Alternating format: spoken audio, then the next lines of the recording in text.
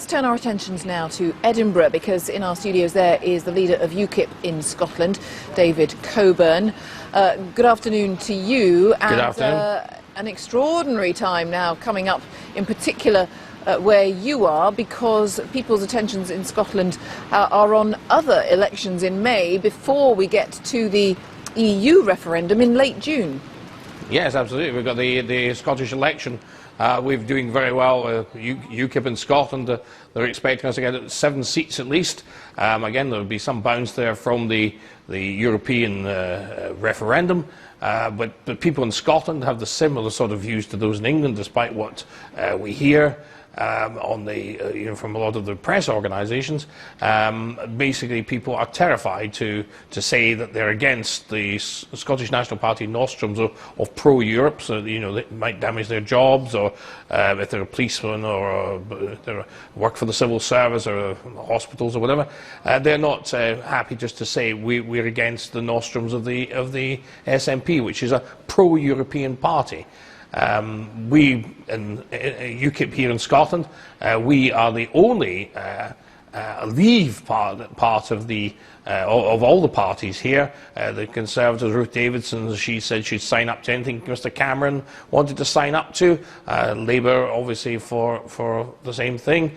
The Scottish National Party are extremely pro-Europe. They're not really a Scottish National Party. They're a pro-Europe party. I would like to see powers brought back to Edinburgh. If we get out of the European Union, powers will be repatriated to Scotland on fishing, on agriculture, on many other things. If we get a Brexit, I can be very confident to say Scotland will get a lot more powers returned here. And that was when we had the referendum.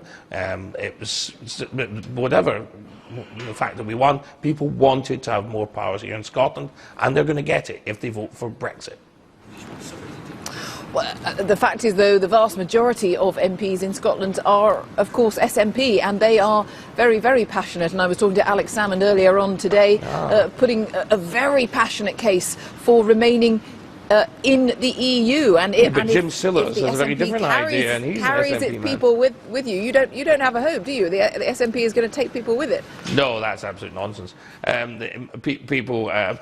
Jim Sillars of the SNP is for leaving. So is Gordon Wilson.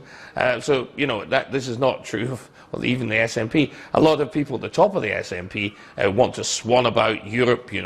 Nicola Sturgeon swanning about with Chancellor Merkel and President Hollande. That's what they want. But a lot of the ordinary SNP members have a very different idea. They don't see the purpose of having independence from Britain and at the same time signing up to be ruled by Brussels. That's not independence. What sort of independence is that?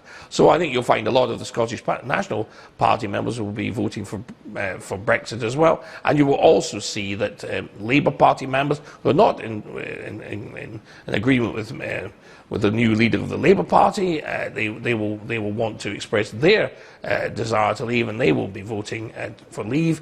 And you'll find a lot of the Conservative Party members who are not happy with Ruth Davidson saying she will sign up to anything the Prime Minister is willing to sign up to in Europe.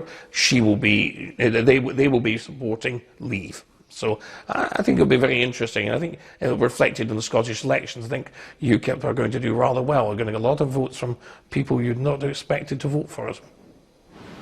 All right, well, let's see what happens both in May and in June. David Coburn, thanks for joining us there in Edinburgh.